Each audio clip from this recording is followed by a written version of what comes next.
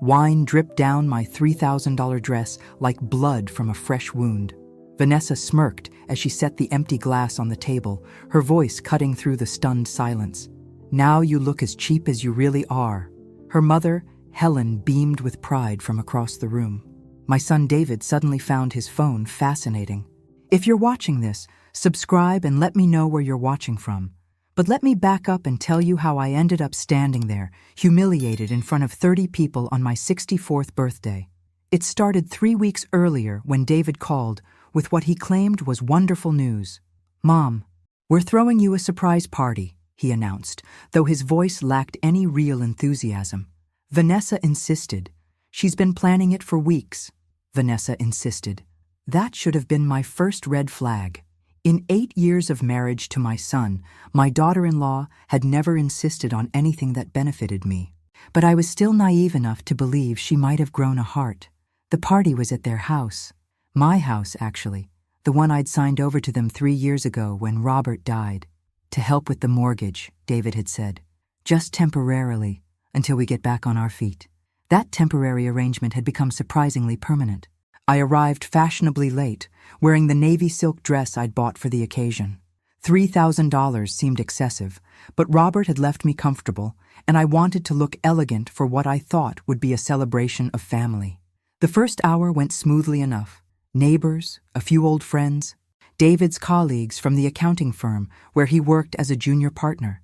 Everyone complimented my dress, the catering was decent, and I actually started to relax. That's when Vanessa made her move. She'd been watching me all evening with those calculating green eyes, waiting for the perfect moment. It came during David's toast, when everyone's attention was focused on his rambling speech about family and gratitude. "Let me get you some more wine, Margaret," she said sweetly, approaching with a full glass of red wine and that smile I'd learned to distrust. I should have seen it coming. The way she positioned herself, the angle of her approach, the theatrical stumble that sent the entire contents of the glass cascading down the front of my dress. "Oh my goodness, I'm so clumsy," she gasped, loud enough for everyone to hear. "I'm so sorry, Margaret." But her eyes weren't sorry. They were triumphant. That's when she delivered the line that changed everything. "Now you look as cheap as you really are." She said it quietly, meant only for me, but in the sudden silence that followed the wine incident, her words carried further than she'd intended. A few people definitely heard it. I watched their faces change from sympathy to shock to uncomfortable embarrassment. Helen Roberts, Vanessa's mother, actually started clapping slowly, as if approving of a well-executed performance. David looked up from his phone just long enough to mumble, "These things happen, Mom. It's just a dress. Just a dress." Standing there with wine soaking through the silk, feeling the stares of 30 people, I realized something crucial. This wasn't an accident. This was a deliberate act of cruelty, performed in front of witnesses to maximize my humiliation, and my son's only response was to minimize it. I excused myself to the bathroom, ostensibly to clean up, but really to process what had just happened. In the mirror, I looked like exactly what Vanessa wanted me to look like, a foolish old woman who didn't know her place. But something else stared back at me from that mirror. Something I hadn't seen in years. Anger. Pure, clean, crystalline anger. When I returned to the party, Vanessa was holding court near the dessert table, regaling a group with an animated story about her latest shopping trip. She glanced at me as I approached, expecting to see defeat. Instead, she saw something that made her step back. "Thank you for the party," I said clearly, my voice carrying across the room. It was very illuminating. I gathered my purse, kissed David on the cheek, and walked out without another word. Behind me, I heard whispered conversations starting up, voices asking what had really happened, whether anyone else had heard what Vanessa said. Good. Let them talk. Because as I drove home that night, still wearing my wine-stained dress, I was already planning my next move. Vanessa thought she'd won tonight, thought she'd put me in my place once and for all. She had no idea what she'd actually done. She'd awakened something in me that had been sleeping for far too long. And now that I was awake, I was going to remind everyone exactly who Margaret Thompson really was, starting with a little investigation into my dear daughter-in-law's background. The wine stain came out, but the humiliation had set permanently. I spent the next morning researching dry cleaners like it was the most important task in the world. Anything to avoid thinking about what had really happened at that party. But by noon, I couldn't hide from the truth anymore. My son's wife had deliberately humiliated me, and he'd done nothing to stop it. I was still sitting at my kitchen table, staring at the ruined dress, when my doorbell rang. Through the peephole, I saw David shifting nervously from foot to foot, holding a bouquet of grocery store flowers. "Hi, Mom," he said when I opened the door. "I brought you these, to apologize for last night." "For what exactly?" I asked, not moving aside to let him in. He looked confused. "The wine thing. Vanessa feels terrible about it." "Does she?" I kept my voice neutral. "That's interesting, considering what she said afterward." David's face went blank. What did she say afterward? So he really hadn't heard it, or he was pretending he hadn't. With David, it was sometimes hard to tell the difference. "Come in," I said finally. "We need to talk." I made coffee while he sat at my kitchen table, the same table where I'd helped him with homework for 12 years, where we'd discussed his college plans, his career goals, his wedding plans, back when he still valued my opinion. "David," I said, setting down his mug, "how much money have you borrowed from me since your father died?" The question caught him off guard. "I don't know." "Why?" "Roughly. Give me a ballpark figure." He shifted uncomfortably. "Maybe 15,000? 20? It was all legitimate stuff, Mom. The transmission on Vanessa's car, the new roof, the kitchen renovation. $47,000, I said quietly. The number hung in the air between us. "That can't be right," he said, but his voice lacked conviction. I pulled out the folder I'd prepared that morning. Bank statements, copies of checks, wire transfer receipts, all laid out in chronological order with running totals. $47,326, I repeated. In 22 months. David stared at the papers, his face growing pale. "Some of that was gifts," he said weakly. "Christmas, birthdays. I've separated gifts from loans. This is just loans. Money you promised to pay back." I flipped to another section. "Care to guess how much you've actually repaid?" He didn't answer. "Nothing. $0 The silence stretched between us. Finally, David looked up from the papers. "Are you asking for it back?" Such a simple question, such a loaded answer. "I'm asking why your wife thought it was appropriate to humiliate me in front of 30 people when I've been subsidizing your lifestyle for almost 2 years. She was embarrassed about the accident. Sometimes she says things she doesn't mean when she's flustered." I almost laughed. "David, she told me I looked as cheap as I really am. That wasn't an accident or embarrassment. That was malice. Vanessa wouldn't say something like that." There it was. The automatic defense, the refusal to see what was right in front of him. I'd raised him to respect women, to be a good husband. I just hadn't realized he'd extend that respect to everyone except his mother. "She did say it," I said calmly, "and Helen applauded her for it. Helen wasn't even near you when the wine spilled." "No, but she was close enough to hear what Vanessa said." And instead of being horrified, she looked proud. David stood up, abandoning his coffee. "I think you misunderstood what happened. Vanessa is upset about the whole thing. She sent me here to apologize and to see if you wanted her to pay for dry cleaning." How generous of her. "Mom, don't be like this." "Like what? Like someone who expects basic respect from her family?" He had no answer for that. After he left, I sat alone with my financial records spread across the table. $47,000. Nearly a quarter of Robert's life insurance payout. Money I'd given freely because I thought it was helping my son build a stable life with the woman he loved. But looking at it now, I saw a different pattern. The requests had escalated over time. Small emergencies at first, then larger renovations, then luxury purchases disguised as necessities. The kitchen renovation alone had cost $18,000, featuring granite countertops and professional-grade appliances that Vanessa had picked out personally. My kitchen still had the original laminate counters from 1987. I pulled out my laptop and began typing. If Vanessa thought $47,000 bought her the right to humiliate me, she was about to learn how expensive that privilege really was. But first, I needed to know exactly who I was dealing with. Time to do some digging into the background of my darling daughter-in-law.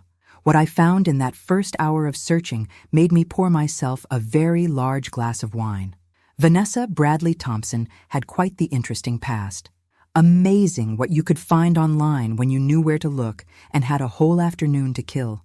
I started with the basics: social media profiles, old newspaper articles, public records. By dinner time, I had a clearer picture of the woman who'd married my son, and it wasn't the sweet, struggling young professional she'd pretended to be. First discovery: Vanessa had been married before. Twice. Actually.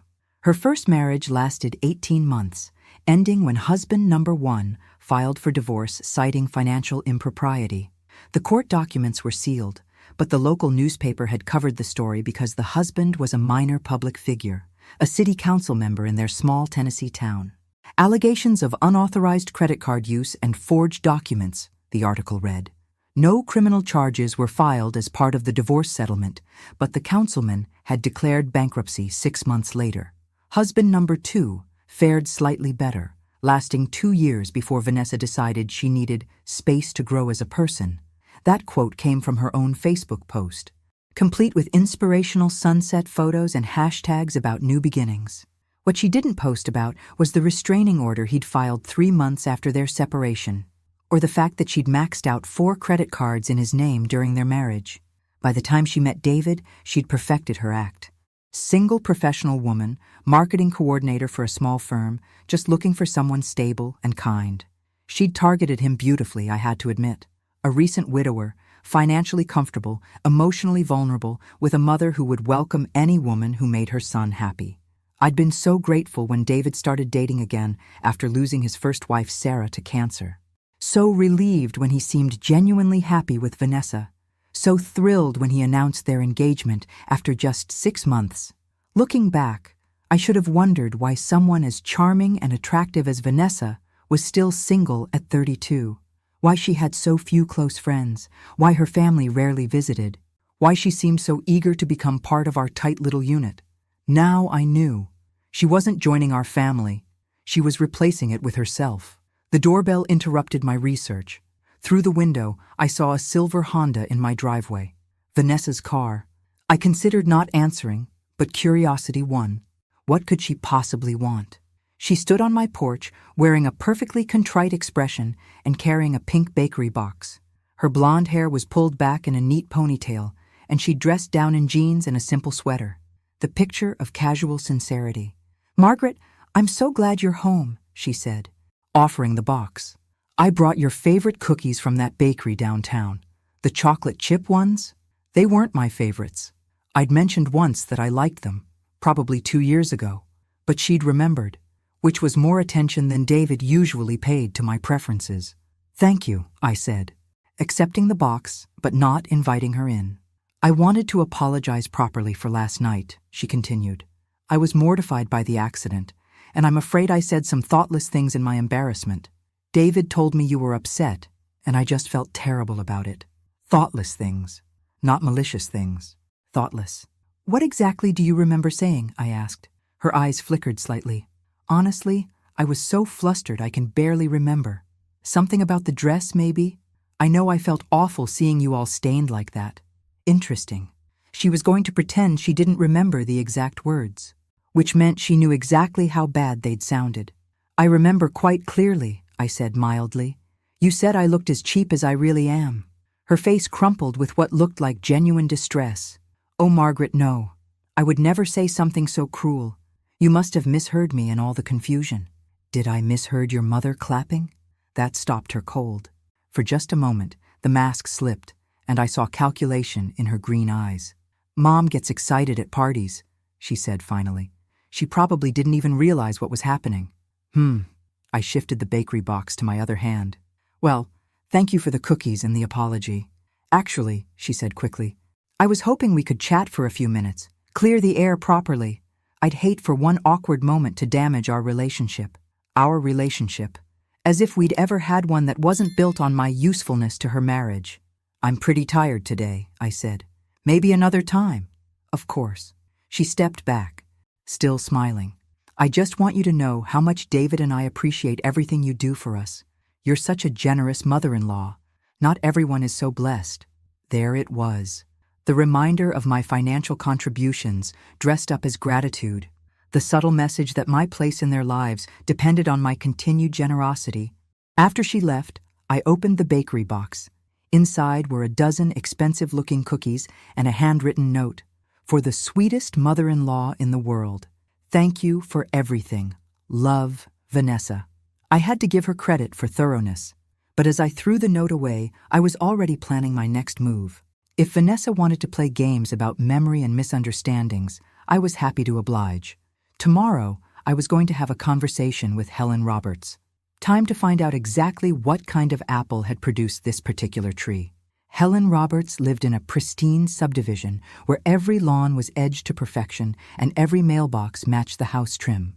The kind of neighborhood that screamed upper-middle-class respectability while hiding all sorts of interesting secrets behind closed doors. Her house was a colonial revival with white columns and black shutters, exactly the sort of place you'd expect to find the mother of someone like Vanessa. Everything about it whispered good family values and proper upbringing. I'd called ahead, claiming I wanted to discuss plans for David and Vanessa's upcoming anniversary. Helen had been delighted to invite me over for afternoon tea. How lovely that you're taking such an interest in celebrating their marriage, she'd gushed. If only she knew what kind of celebration I had in mind. Helen met me at the door wearing a floral dress and pearls, looking like she'd stepped out of a 1950s magazine. Her silver hair was perfectly styled, her makeup expertly applied. She had the same bone structure as Vanessa, the same calculating intelligence behind the warm smile. "Margaret, how wonderful to see you," she said, air-kissing my cheeks. Come in, come in. I've made cucumber sandwiches and scones." The living room was decorated in shades of cream and gold, with oil paintings of flowers and landscapes covering the walls. Everything was expensive but tasteful, the home of someone who understood quality, but not necessarily authenticity. "I was so sorry to hear about the little accident at your party," Helen said, as she poured tea from a delicate china service. "Vanessa was quite upset about it." "Was she?" I accepted the cup, noting it was bone china. Expensive bone china. She seemed to handle it well at the time. "Oh, you know how she is. Always trying to make the best of awkward situations." "She gets that from me, I'm afraid. We Roberts women believe in keeping a smile on our faces no matter what." The Roberts women. Interesting phrasing. "She's certainly good at maintaining composure," I agreed, even when saying things she might later regret. Helen's hand paused slightly as she reached for a cucumber sandwich. "I beg your pardon?" "At the party, after the wine spilled. I thought I heard her make a comment about my appearance, but perhaps I misunderstood." "Oh, I'm sure you did. Vanessa would never say anything unkind. She thinks the world of you." The lie came so easily I almost admired it. This was where Vanessa had learned her craft. "I'm sure you're right," I said, sipping my tea. "It's just that a few other guests mentioned hearing something, and I wanted to clear up any misunderstanding." Helen's smile became more fixed. "Well, people do love to gossip, don't they? Especially when they've had a bit too much to drink." "True. Though I noticed you seemed quite pleased with something during the incident. You were actually applauding." This time her hand did stop, suspended halfway to her mouth with a tiny sandwich. "I was applauding David's speech, of course. Such a lovely tribute to you." "Was that before or after the wine spilled?" I'm not sure I remember the exact sequence of events. It all happened so quickly." "Liar, but a skilled one." I could see where Vanessa had learned to deflect and redirect. "Helen," I said, setting down my cup with deliberate care, "how well do you know your daughter's first two husbands?" The color drained from her face so quickly, I thought she might faint. "Her what?" "First two husbands, James Bradley from Tennessee and Marcus Chen from Ohio. Surely she mentioned them." Helen's mouth opened and closed like a fish gasping for air. "I think there's been some misunderstanding." "Has there?" "Because the public records are quite clear. 2 previous marriages, both ending rather badly. Financial irregularities in both cases. I found it fascinating reading." "I don't know what you think you've discovered," Helen said, her voice shaky now. "But Vanessa's past relationships are none of your business." "You're absolutely right. They wouldn't be my business at all, except for the fact that she's now married to my son and has borrowed nearly $50,000 from me in the past 2 years. Helen went completely still. $50,000? $47,326 to be precise.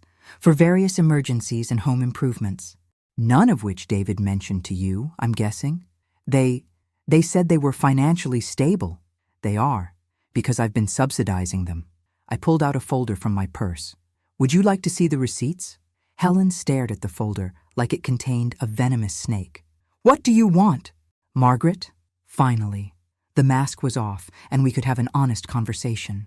I want to understand exactly who my daughter-in-law really is, and I want to understand what role you've played in creating her. Vanessa is a loving wife who's made some mistakes in her past. She's learned from them. Has she? Because from where I'm sitting, it looks like she's simply gotten better at choosing her targets. Helen stood up abruptly, her composure finally cracking completely. I think you should leave. Of course. I gathered my purse and folder. Thank you for the tea. It was very enlightening. As I reached the door, Helen called after me. Margaret, whatever you think you know about Vanessa, she makes David happy. Isn't that what matters? I turned back to look at her. She was standing in her perfect living room, surrounded by her perfect things, looking suddenly old and fragile. Helen, I said gently, I raised David to be happy, but I also raised him to be honest, decent, and respectful. Your daughter is systematically destroying all three of those qualities. So no, his happiness isn't all that matters anymore. I left her standing there, probably already reaching for her phone to call Vanessa. Good. Let them scramble to figure out their next move, because I was just getting started. The call came at 6 a.m. sharp.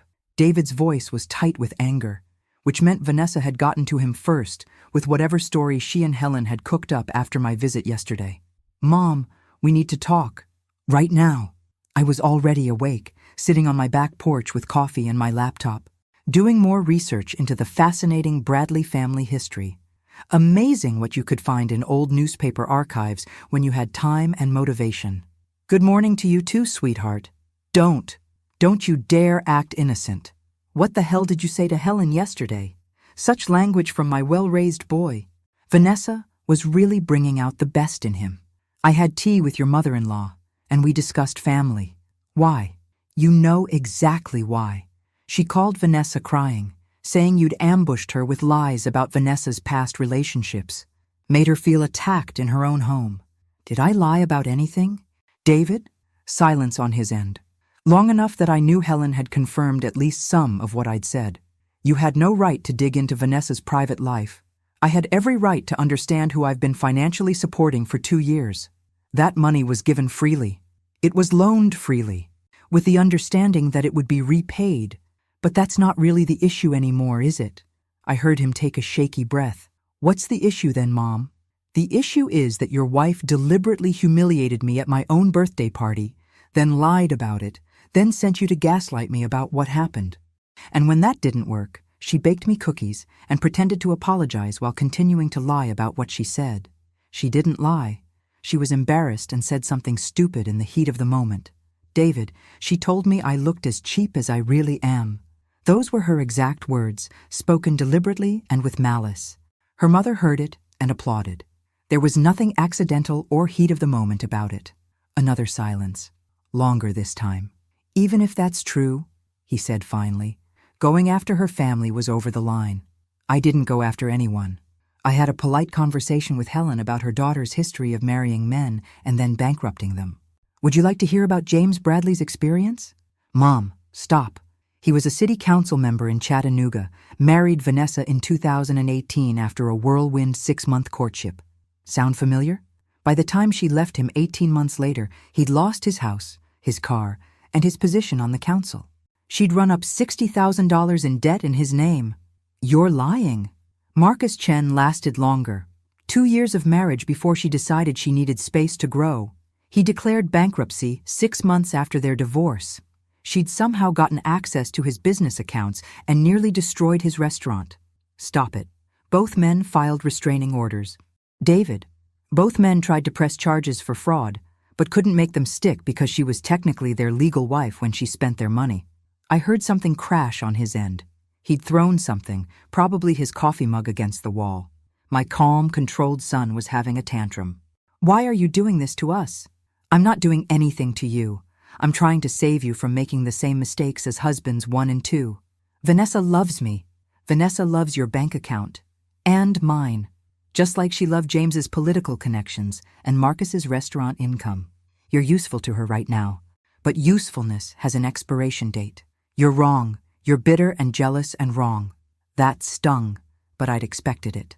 David, has Vanessa ever contributed to your joint finances? Real contribution, not just token amounts? She works part-time. Her marketing consulting brings in decent money. How much? I don't know the exact amount. Ballpark, maybe $20,000 a year? I'd found her tax returns online. Last year, she'd reported $11,000 in consulting income. This year, so far, it was less than $4,000. And how much of that has gone into your joint savings versus her personal spending? No answer. David, I'm going to ask you a direct question, and I want an honest answer. If I stopped giving you money tomorrow, could you and Vanessa maintain your current lifestyle? The silence stretched so long I thought he'd hung up. We'd manage, he said finally. Would you? Or would you lose the house I gave you, the cars I helped you buy, the credit rating I helped you maintain? That house is ours now. You signed it over. Yes, I did, because you told me it was temporary help while you got back on your feet after Sarah's death. That was 3 years ago, David. When exactly were you planning to get back on your feet? We've been dealing with a lot of expenses. Such as? The kitchen renovation was necessary. The old cabinets were falling apart. Those cabinets were 10 years old and in perfect condition. Vanessa wanted granite countertops and stainless steel appliances to match the photos in her design magazines. You don't understand what it's like to be married to someone with standards. Standards. As if wanting nice things was the same as having principles. David, I said quietly, I want you to do something for me. I want you to add up everything you and Vanessa have spent in the past 2 years on things that weren't absolute necessities. The kitchen renovation, the new furniture, her clothes shopping, the vacations, the restaurant meals, all of it. Why? Because I think you'll discover that you've been living beyond your means for a long time. And the only reason you haven't noticed is because I've been covering the difference. And what if that's true? If that's true, then you need to decide whether you want to be a man who builds his own life or a man who lets his wife spend his mother's money. I hung up before he could respond. Within an hour, my phone was buzzing with text messages from both David and Vanessa. Angry messages, pleading messages, accusatory messages. I deleted them all without reading past the first few words. If they wanted to have a conversation about the future, they could start by acknowledging the truth about the past. But something told me they weren't ready for that kind of honesty yet. 3 days of silence from David and Vanessa. 3 days of me going about my normal routine while knowing they were probably plotting their next move. I used the quiet time productively, meeting with my financial advisor to restructure my accounts and consulting with a lawyer about protective measures. Amazing how much clearer your thinking became when you stopped pretending everything was fine.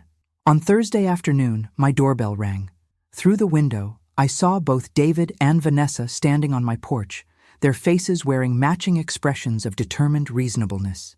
They'd come together this time, presenting a united front. I almost smiled. They really thought they could outmaneuver me. "Hi, Mom," David said when I opened the door. "We were hoping we could talk." "All 3 of us," Vanessa added, her voice warm and conciliatory. "I think there's been a lot of miscommunication lately." They'd dressed carefully for this visit. David in his best suit, the one he wore to important client meetings. Vanessa in a conservative navy dress with minimal jewelry, playing the role of the respectful daughter-in-law. They'd even brought flowers, a tasteful bouquet of white roses. "Come in," I said, accepting the flowers with appropriate graciousness. They settled on my living room couch while I arranged the roses in a vase. I could feel them watching me, probably rehearsing their carefully planned arguments. "Mom," David began, "I want to apologize for losing my temper on the phone the other day. That wasn't fair to you. And I want to apologize for any hurt feelings from the party incident," Vanessa added. "I've been thinking about what you said you heard, and I realize my words must have sounded different than I intended. What I said, I heard. Not what I actually heard, still maintaining plausible deniability. I appreciate that," I said, settling into my armchair across from them. "The thing is," David continued, "we've been doing a lot of talking this week about our finances, about the help you've given us, about how to move forward. And we want you to know how grateful we are." Vanessa jumped in. Not just for the money, but for your patience and understanding while we've worked to establish ourselves. I waited. There was clearly more coming. We know $47,000 is a significant amount, David said carefully, and we want to make things right. Now we were getting to the real purpose of their visit.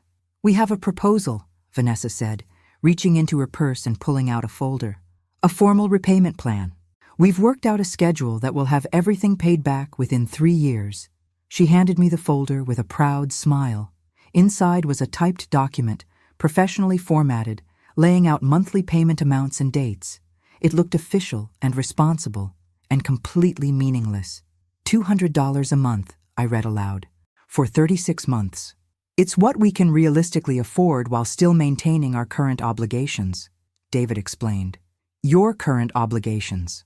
I set the document aside. Such as? The mortgage on the house, obviously. The car payments, insurance, living expenses. Living expenses, I repeated. Would that include Vanessa's monthly spa appointments? Her shopping trips to the outlet mall? The weekly date nights at expensive restaurants? They exchanged glances. We're not asking you to subsidize our lifestyle anymore, Vanessa said carefully. We're offering to pay back what we owe. At $200 a month? With no interest, you're offering to take 36 years to repay money you spent in 24 months. 3 years, David corrected. 36 months is 3 years. My mistake. 3 years to pay back money you borrowed for emergency home repairs and then spent on luxury renovations. The temperature in the room seemed to drop several degrees. Mom, David said slowly, what exactly are you saying? I'm saying that your repayment plan is insulting. I'm saying that $200 a month doesn't even cover the interest on what you owe me. And I'm saying that this entire performance feels less like genuine remorse and more like a negotiating tactic. Vanessa leaned forward, her mask of reasonableness starting to slip. Margaret, we're trying to do the right thing here. We could have just ignored the debt entirely, claimed it was all gifts, but we didn't. How generous of you. What do you want from us? David asked, frustration creeping into his voice. What did I want? I'd been asking myself that question for days, and I finally had an answer. I want honesty, I said simply. Real honesty, not carefully crafted apologies and payment plans designed to make you look reasonable while changing nothing.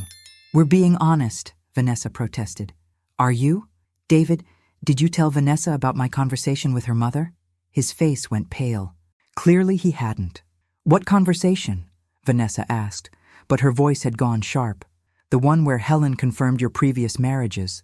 The ones you never mentioned to any of us. Vanessa went completely still. That's ancient history. Is it? Because the pattern seems remarkably consistent.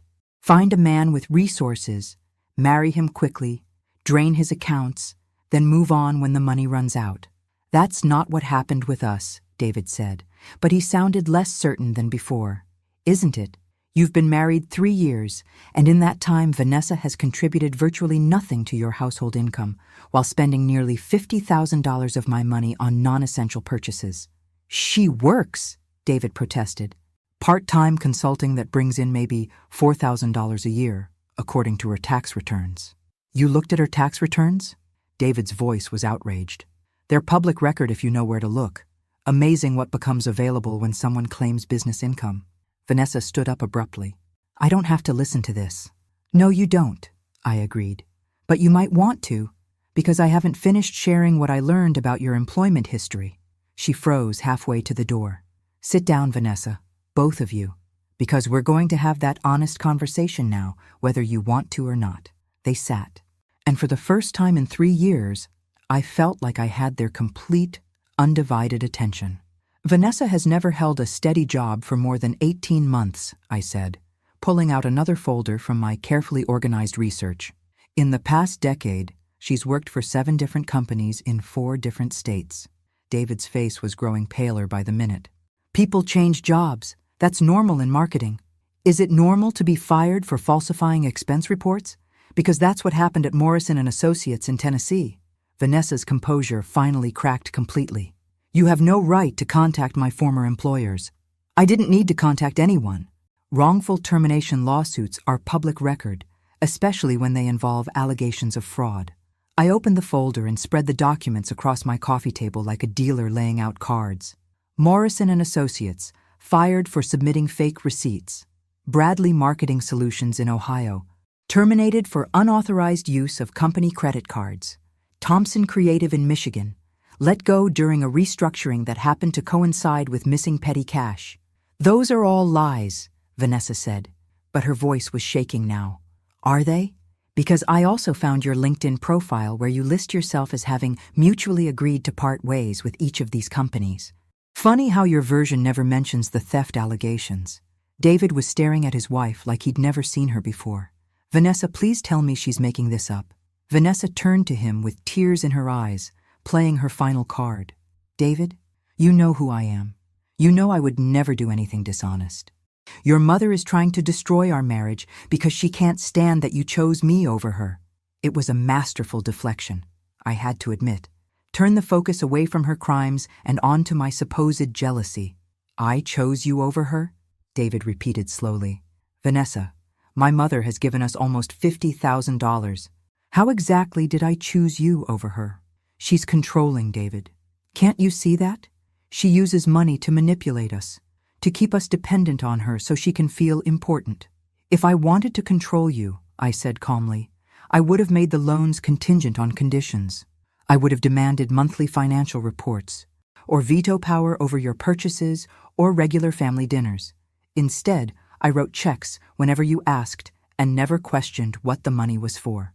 Because you wanted us to owe you, Vanessa shot back.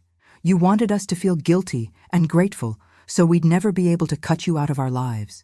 David stood up abruptly, running his hands through his hair. Stop, both of you, just stop.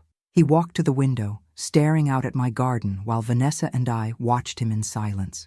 When he finally turned back, his face looked older somehow, etched with a weariness I'd never seen before.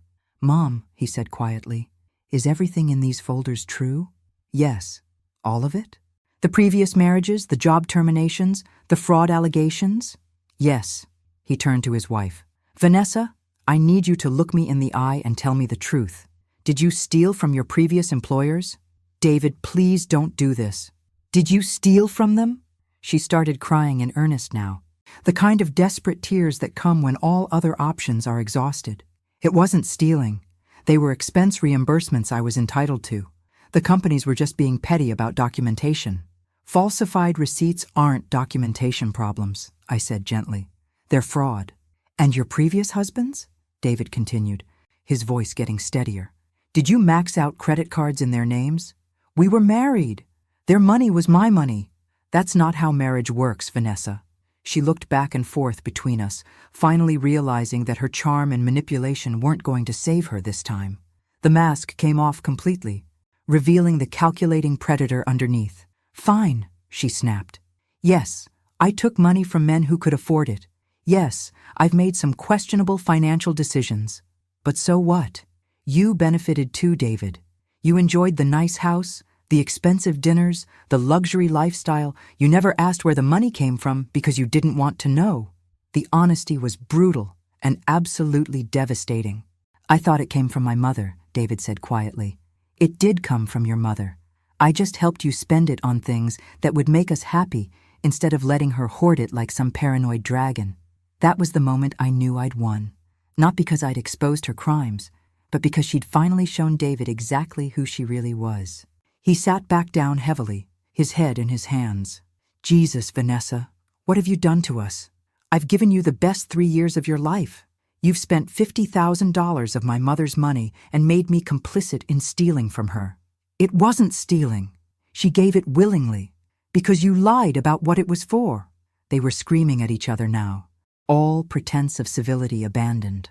I sat quietly in my chair, watching 38 years of careful parenting finally pay off. David was angry, hurt, and confused, but underneath it all, he was still the decent man I'd raised him to be. When the shouting stopped, the silence felt deafening. Finally, David looked up at me. Mom, what happens now? What happens now? The question I'd been waiting for him to ask. Now, I said, you decide what kind of man you want to be. The divorce papers were filed 6 weeks later. I didn't gloat when David called to tell me, though I'll admit to feeling a profound sense of relief. My son was finally free, though it would take months for him to fully understand the extent of the damage Vanessa had done to his life. She didn't go quietly, of course. The week after David asked her to leave, I found my tires slashed and my garden trampled.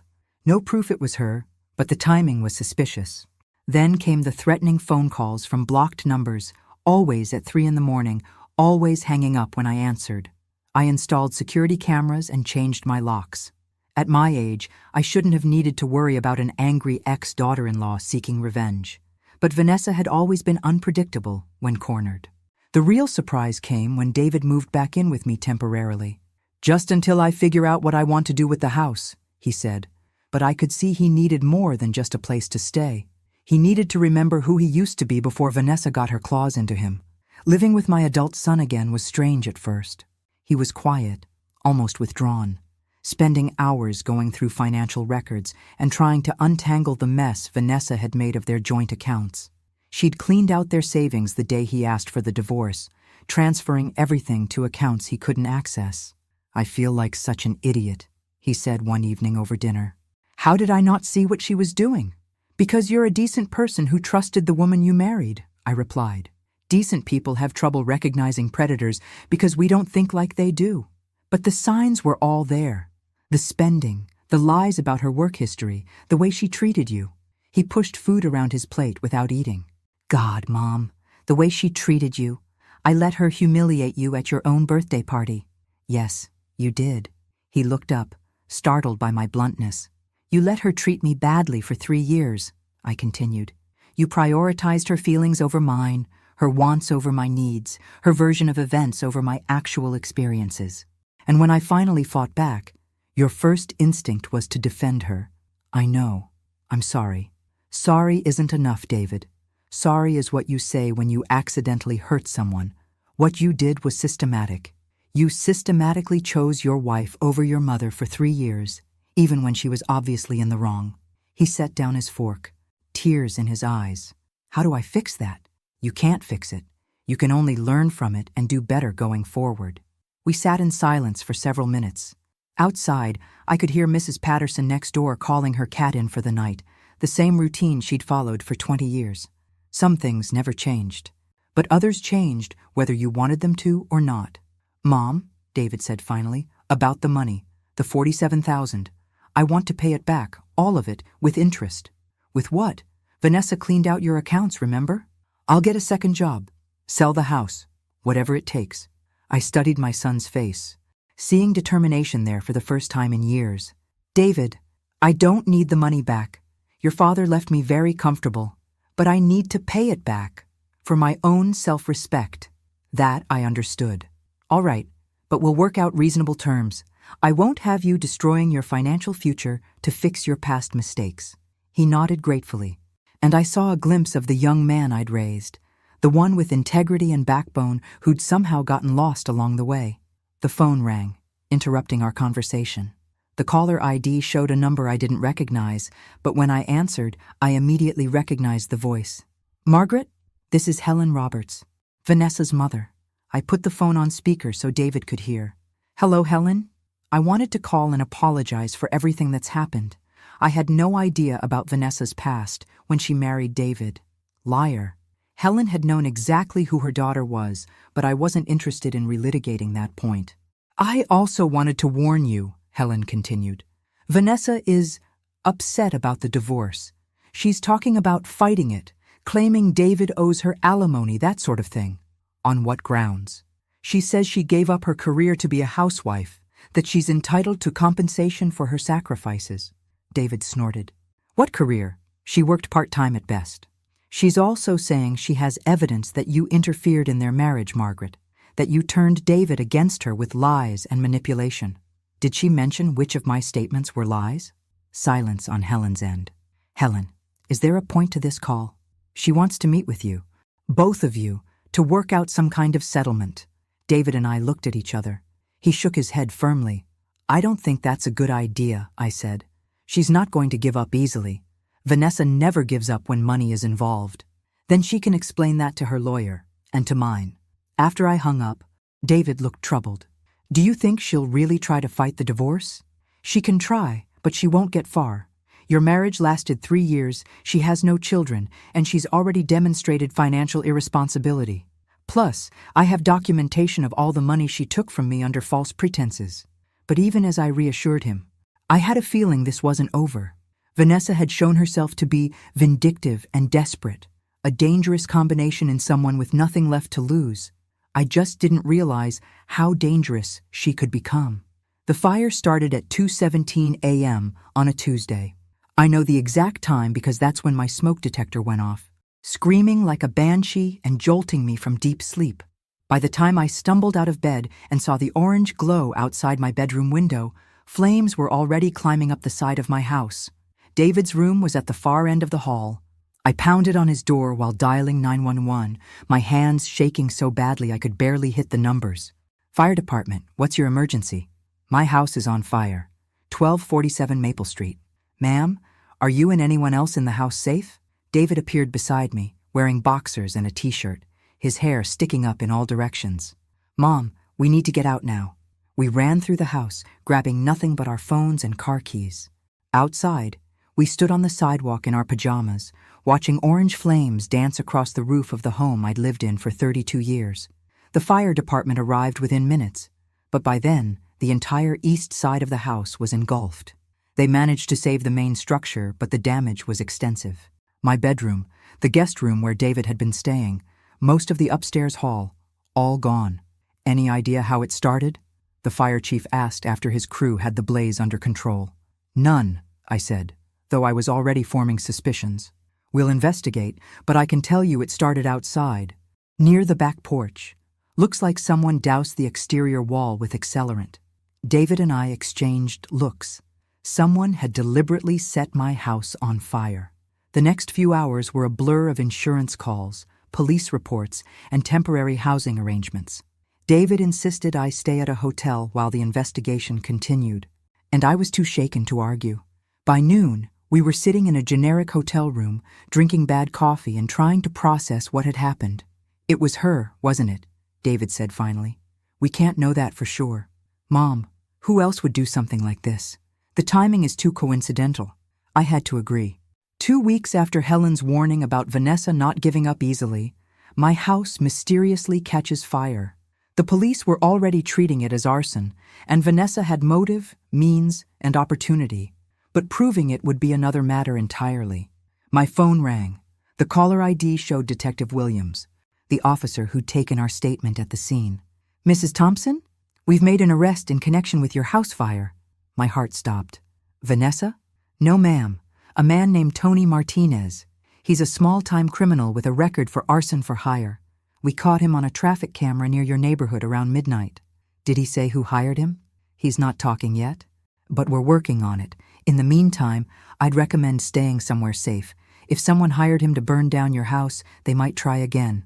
After the detective hung up, David and I sat in stunned silence. Tony Martinez, I said finally. I've never heard that name before. But Vanessa might have. She knows all kinds of unsavory people from her various jobs and relationships. I thought about the woman who'd married my son, who'd smiled at family dinners while planning to steal our money, who'd deliberately humiliated me at my own birthday party. Was she really capable of hiring someone to burn down my house? Looking back, I should have realized the answer was obviously yes. The hotel phone rang, startling us both. David answered it warily. Thompson hotel room. His face went white as he listened to whoever was on the other end. No, absolutely not. Don't call here again. He hung up and looked at me with something approaching panic in his eyes. That was Vanessa. She knows we're staying here. How could she possibly know that? I don't know, but she does. She said she wanted to meet, to talk about our mutual problem. What mutual problem? I think she's claiming we framed her for the arson. The audacity of it took my breath away. She burns down my house, then calls to suggest we're framing her for a crime she actually committed. David, we're leaving. Now. Where are we going? Somewhere she can't find us. Pack your things. As we threw our belongings into suitcases, my phone started ringing. Unknown number. I didn't answer, but it immediately started ringing again. Different number this time. On the third call, I answered. "Margaret Thompson, you interfering old bitch." Vanessa's voice was slurred, like she'd been drinking. Or maybe she was just letting her mask slip completely now that she had nothing left to lose. "If you're recording this conversation, Vanessa, you should know the police are already investigating the fire. Good luck proving I had anything to do with it. Tony Martinez might have something to say about that." Silence on her end, long enough that I wondered if she'd hung up. "You destroyed my life," she said finally. "You destroyed your own life. I just documented it. I loved David. I gave him everything. You gave him nothing but lies and debt. He was happy with me. He was miserable with you. He just didn't realize it until I showed him the truth." She started crying then, harsh sobs that sounded more like rage than grief. "I won't let you win," she whispered. "I won't let you take everything from me." The line went dead. David was staring at me with wide eyes. "Mom, we need to call the police." "We will, but first we need to disappear for a while." Because I had a terrible feeling that Vanessa's next move would be far more dangerous than arson. We drove for 6 hours that night, finally stopping at a small motel outside Asheville where David paid cash and registered under his middle name. I'd never been a fugitive before, but I was learning that running from a vindictive ex-daughter-in-law required skills I'd never developed. The motel room was clean but sparse, with 2 double beds and a view of the parking lot. David immediately started making calls to his office, to the insurance company, to Detective Williams about Vanessa's threatening phone call. I sat on the edge of my bed, staring at my hands and trying to process everything that had happened in the past 24 hours. My house was half destroyed. A man I'd never met had been arrested for trying to burn it down. My former daughter-in-law was making increasingly erratic threats, and I felt strangely calm about all of it. "Mom?" David hung up his phone and looked at me with concern. "Are you okay? You seem awfully quiet." "I'm fine. Just thinking." "About what?" "About how liberating it was to finally stop pretending everything was normal. About how much energy I'd wasted over the years trying to keep peace with people who didn't deserve my courtesy. About how good it felt to fight back against someone who'd underestimated me." "I'm thinking that Vanessa made a strategic error," I said finally. "What do you mean?" "She escalated this to a criminal level. As long as it was just family drama, the humiliation, the financial manipulation, even the theft, it could be handled privately. But arson changes everything. Now the police are involved. Insurance companies are paying attention, and there's a paper trail that can't be dismissed or explained away." David sat down across from me. "So what happens now?" "Now we let the system work. Tony Martinez will eventually tell the police who hired him, especially if they offer him a deal. Vanessa's phone call tonight was recorded by the hotel, so there's evidence of her making threats. And I still have all those financial records showing her pattern of behavior." "You sound almost happy about it." I considered that. Was I happy? "I'm relieved," I said finally. "For the first time in years. I feel like I'm not the only one who sees Vanessa clearly. The police see it, the insurance investigators see it, even you see it now. I'm not crazy or vindictive or jealous. I was right about her all along." My phone buzzed with a text from an unknown number. The message was short and chilling. "This isn't over." David read it over my shoulder. "That's enough. I'm calling Detective Williams." While he made the call, I walked to the window and looked out at the parking lot. A few cars, nothing suspicious, but I had the uneasy feeling we were being watched. "Detective Williams wants us to come in tomorrow to make formal statements," David reported. "He says Tony Martinez is starting to cooperate." "What did he tell them?" "A woman approached him at a bar last week, offered him $5,000 to torch your house. She showed him photos of the property, gave him specific instructions about where to set the fire for maximum damage." "Did he identify her?" "Not yet, but they're putting together a photo lineup. If it's Vanessa, we'll know soon." I should have felt victorious. Instead, I felt sad. Sad for the woman who'd been so consumed by greed and anger that she'd destroyed her own life. Sad for my son, who'd have to live with the knowledge that he'd married someone capable of attempted murder. Sad for myself, because even winning this battle couldn't undo the years of manipulation and abuse. "David," I said quietly, "I need you to understand something. Even when this is over, even when Vanessa is in jail or out of our lives permanently, there are things that can't be fixed." "Like what?" "Like the fact that for 3 years, You chose her over me every single time there was a conflict. Like the fact that you let her steal from me and humiliate me because it was easier than confronting her. Like the fact that I can't trust you the way I used to." He flinched as if I'd slapped him. "Mom, I know I messed up, but I thought we were working through this." "We are. But working through something isn't the same as pretending it never happened. You're my son, and I love you. But you're not the same man I raised. Vanessa changed you, and I need to know that the person you become going forward is someone I can respect. How do I prove that to you? By never again choosing easy over right. By standing up for people who can't stand up for themselves. By recognizing manipulation when you see it and refusing to be complicit in it. And if I do those things, then maybe eventually we can build something better than what we had before." My phone rang again. This time it was Detective Williams. "Mrs. Thompson, we need you and your son to come in immediately. Tony Martinez just identified your daughter-in-law as the woman who hired him. We're issuing a warrant for her arrest." I felt a strange mix of vindication and exhaustion. It was over. Vanessa had finally pushed too far, and now she would face the consequences. But as we packed our things to return to town, I couldn't shake the feeling that Vanessa had one more card to play. And knowing her, it would be the most dangerous one yet. The courthouse steps were crawling with reporters when Vanessa's trial began 6 months later. Apparently, the story of a daughter-in-law who tried to burn down her ex-mother-in-law's house had captured the public imagination. I walked through the crowd with my head held high, David's hand steady on my elbow. Inside, the courtroom was packed. Vanessa sat at the defendant's table wearing a conservative suit and an expression of wounded innocence that I recognized all too well. She'd lost weight since the arrest, and her lawyer had styled her hair to make her look younger, more vulnerable. But when she turned to glance at David and me, her eyes held pure hatred. The prosecution laid out their case methodically. Tony Martinez testified that Vanessa had approached him at Murphy's bar on March 15th, offering him $5,000 to teach an old woman a lesson. She'd shown him photos of my house, pointed out the best access routes, and specified that she wanted the fire to look accidental but cause significant damage. She was real specific about not wanting anyone to get hurt, Martinez said. Said she just wanted to scare them, make them understand they couldn't mess with her family. Vanessa's lawyer tried to paint Martinez as an unreliable witness, a career criminal who'd say anything to reduce his own sentence. But the prosecution had other evidence. Bank records showing Vanessa had withdrawn $5,000 in cash the day before she approached Martinez. Security camera footage from the bar showing them together. Cell phone records proving she'd been in my neighborhood the night of the fire. The most damning evidence came from Vanessa herself.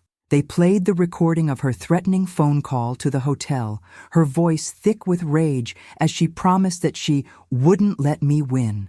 When Vanessa took the stand in her own defense, she was masterful, tears flowing freely, voice breaking with emotion.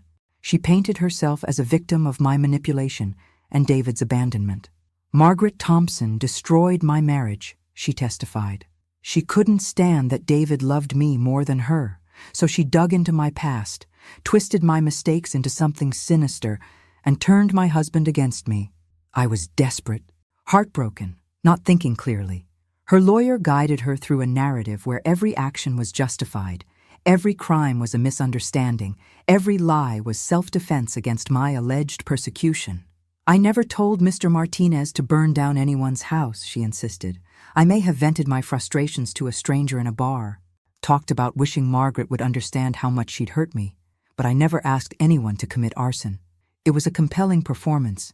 If I hadn't lived through her manipulation personally, I might have believed it myself. But the jury had heard all the evidence, seen all the documentation of her pattern of behavior. When they returned after 2 days of deliberation, their verdict was swift and unanimous. Guilty on all counts. Arson in the first degree, conspiracy to commit arson, making terroristic threats, and criminal harassment. The judge sentenced her to 12 years in prison with possibility of parole in 8. As the bailiff led Vanessa away in handcuffs, she turned back to look at David and me one final time.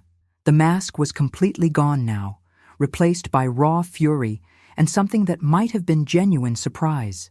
She'd really believed she could manipulate her way out of this, could charm the jury into seeing her as the victim. She'd finally met a situation where her looks and lies couldn't save her. Outside the courthouse, reporters thrust microphones in my face, shouting questions about how it felt to see my daughter-in-law convicted, whether I felt safe now, what message this sent to other families dealing with financial abuse. "I feel relieved," I said simply. Justice was served. But that wasn't the whole truth. Justice had been served, but the real victory wasn't Vanessa's conviction. It was the fact that my son was standing beside me, finally understanding what I'd been trying to protect him from all along. 6 months later, David and I stood in the rebuilt section of my house, admiring the new bedroom and updated electrical work that insurance had paid for. The space was brighter than before, more modern, though it would take time before it felt truly like home again. "I never thanked you properly," David said as we surveyed the work. "For what? For saving me from her. For refusing to give up even when I fought you every step of the way." I looked at my son, seeing someone I barely recognized but was beginning to respect again. The past year had aged him, but it had also strengthened him. He'd paid back every penny of the money Vanessa had taken, selling the house they'd shared and moving into a modest apartment. He'd started therapy to understand how he'd been manipulated. Most importantly, he'd learned to trust his own judgment again instead of deferring to whoever spoke loudest. "You saved yourself," I told him. "I just gave you the information you needed to make better choices." Still, "I'm sorry it took me so long to listen. Sometimes we have to lose everything to understand what we actually value." My phone buzzed with a text from Helen Roberts, Vanessa's mother. Over the past year, she'd reached out periodically, offering apologies and explanations that I largely ignored. This message was different. "Vanessa asked me to tell you she's sorry for everything. She knows she was wrong." I showed the text to David, who shook his head. "Even now, she's trying to manipulate people through her mother." "Probably. But you know what? It doesn't matter anymore." And it didn't. Vanessa was in prison. David had learned his lesson. And I was living my life on my own terms for the first time in years. I discovered that standing up for yourself, even when it was difficult and painful, was infinitely better than accepting mistreatment for the sake of keeping peace. My house was rebuilt. My relationship with my son was stronger than before. And I'd learned something valuable about my own strength. Sometimes the wine stain ruins the dress, but it also reveals who people really are underneath their masks. And sometimes that revelation, painful as it might be, is exactly what everyone needed to see. 6 months after the trial, I threw another birthday party. This time, I wore a simple black dress that cost $50 and invited only people who genuinely cared about me. David gave a toast about second chances and hard-won wisdom. Nobody spilled wine on me, and for the first time in years, I felt like I was exactly where I belonged. If you're watching this, subscribe and let me know where you're watching from. Sometimes the best revenge isn't getting even. It's building a better life than the people who tried to tear you down ever imagined possible. Thanks for listening. Don't forget to subscribe and feel free to share your story in the comments. Your voice matters.